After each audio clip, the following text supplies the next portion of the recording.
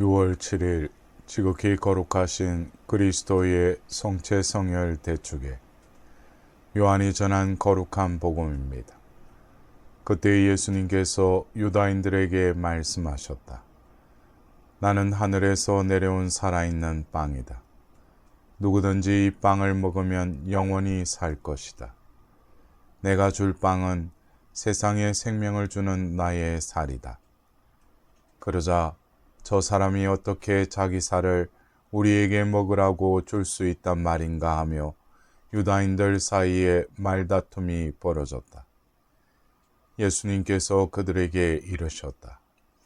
내가 진실로 진실로 너희에게 말한다. 너희가 사람의 아들의 살을 먹지 않고 그의 피를 마시지 않으면 너희는 생명을 얻지 못한다.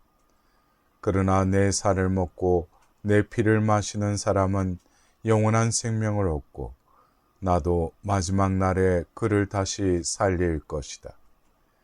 내 살은 참된 양식이고 내 피는 참된 음료다. 내 살을 먹고 내 피를 마시는 사람은 내 안에 머무르고 나도 그 사람 안에 머무른다.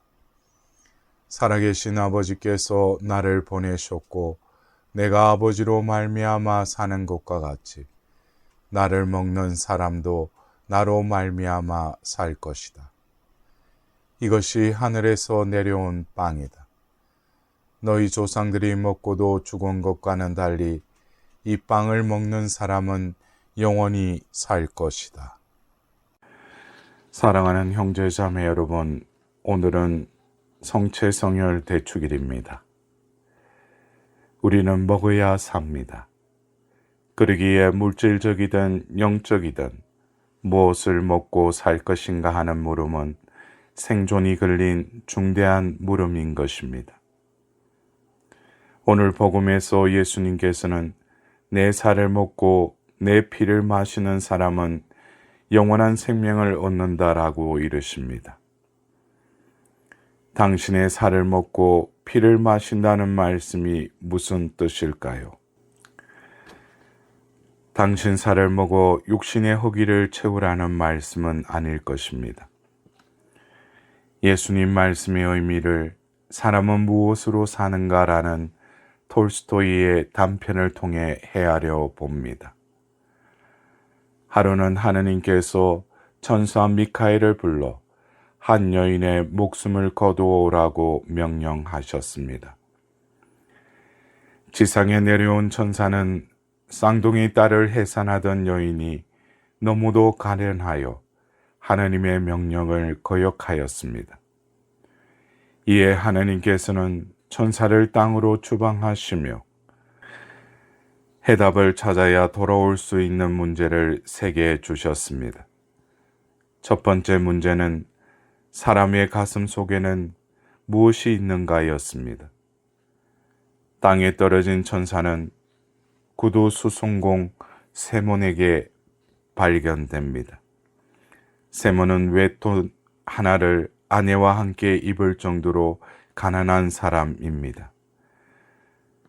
오랫동안 새 외투를 준비해오던 중 외상값을 보태면 외투를 살 만큼의 돈을 모아 외상을 받으려 갔지만 빚진 사람은 돈이 없다고 하였습니다. 우라가침인 세몬은 가지고 있던 돈마저 술을 사 마시다가 교회 모퉁이에서 벌거벗은 채 하늘에서 쫓겨난 천사 미카엘을 만나게 됩니다. 그리고 하나뿐인 외투를 입혀 자신의 집으로 데리고 갑니다. 세몬의 아내는 기가 막혔지만 곧 측은한 마음에 천사와 세몬에게 따뜻한 음식을 차려줍니다. 그때 천사 미카엘은 미소 짓습니다. 그 부부에서 미카엘은 하나님의 첫 번째 물음의 답을 발견했기 때문입니다. 그들 마음속에서 사랑을 본 것입니다. 가난에 찌들고 무능한 술주전뱅이 남편과 바가지나 긁어대는 부인으로 구성된 가정일지라도 인간인 한 그 마음에는 사랑이 들어 있었던 것입니다. 둘째 문제는 인간에게는 무엇이 허락되어 있지 않는가였습니다. 미카엘 천사가 자신을 구해준 세몬과 함께 구두를 만들 때 그 도시의 큰 갑부가 목이 긴 새 부추를 맞추러 왔습니다.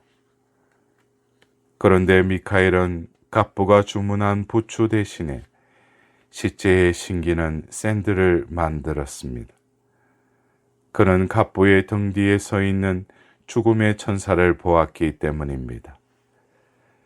갑부가 새 부추를 맞추고 돌아간 1시간 뒤에 하인이 와서 시체에 신길 샌들을 만들어 달라고 말했습니다.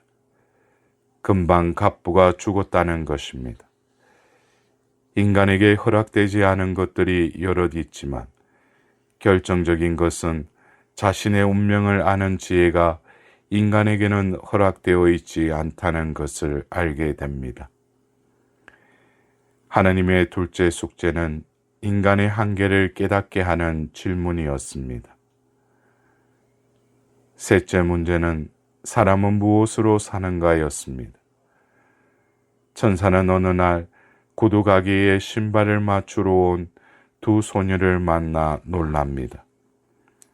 두 소녀는 몇 년 전 목숨을 거두려던 가련한 여인의 딸 둘이었습니다. 그 불쌍한 여인은 쌍둥이 딸을 낳은 후에 죽고 말았지만 그 딸들은 이웃의 착한 아주머니가 거두어서 젖을 먹여 길렀는데 벌써 6살이나 되었던 것입니다. 미카엘이 하나님의 명을 거역하면서까지 살리려 하였던 여인의 딸들은 미카엘의 생각과는 전혀 다르게 어미가 없어도 이웃집 여인의 따뜻한 사랑을 먹고 살았던 것입니다. 천사 미카엘은 이렇게 고백합니다.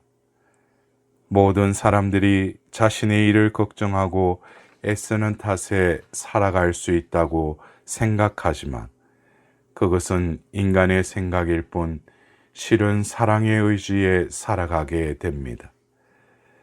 사랑 속에 사는 자는 바로 하느님 안에 살고 있는 것입니다. 하느님은 사랑이시기 때문입니다. 이 독백으로 소설은 끝납니다. 톨스토이의 이 단편을 복음 말씀에 비추어 봅니다. 첫 질문, 내 마음 속에는 무엇이 들어있는가? 무능한 처지에 술만 좋아하고 그런 남편에게 바가지를 긁고 공색하지만 욕심도 있고 부족한 채로 거저 그렇게 살아가는 인간은 바로 나의 모습이 아닙니까? 그럼에도 불구하고 누구에게나 가슴 깊이 사랑이 있습니다. 사랑이 사람다움의 표지인 것입니다. 둘째 질문인 나에게는 무엇이 허락되어 있지 않는가? 삶을 되돌아보면 부추를 맞추던 부자처럼 우리 역시 자신의 운명을 알 수 없는 존재임을 고백하게 됩니다. 사랑하면서도 내일을 알 수 없는 운명 앞에 마지막 질문을 합니다. 사람은 무엇으로 사는가? 예수님께서는 오늘 나를 먹는 사람도 나로 말미암아 살 것이다라고 이르십니다. 사람이 무엇으로 사는가 하는 질문에 주신 답으로 들립니다. 당신을 먹고 당신으로 말미암아 산다는 말씀에 성체의 신비와 생명의 이치가 담겨 있습니다. 누구나 먹어야 산다. 그런데 우리가 먹는 밥은 그냥 밥이 아닙니다. 식물들은 햇빛과 공기와 물을 먹고 삽니다. 그 속에는 생명을 창조하고 돌보시는 하느님의 사랑이 있습니다. 인간이나 동물들은 식물이나 또 다른 동물들을 먹고 삽니다. 그것 또한 먹고 살도록 마련해 주신 하나님의 사랑 때문에 존재합니다. 결국 모든 생명체들은 사랑을 먹고 삽니다. 사람이 빵만으로 살지 않고 주님의 입에서 나오는 모든 말씀으로 산다라는 일독서의 말씀대로 인간은 더욱 말씀으로 드러난 하느님의 사랑으로 삽니다. 어린아이는 어머니의 젖을 먹어야 삽니다. 그러나 그것은 단순한 젖이 아니라 어머니의 생명이며 사랑인 것입니다. 어른은 밥을 먹고 삽니다.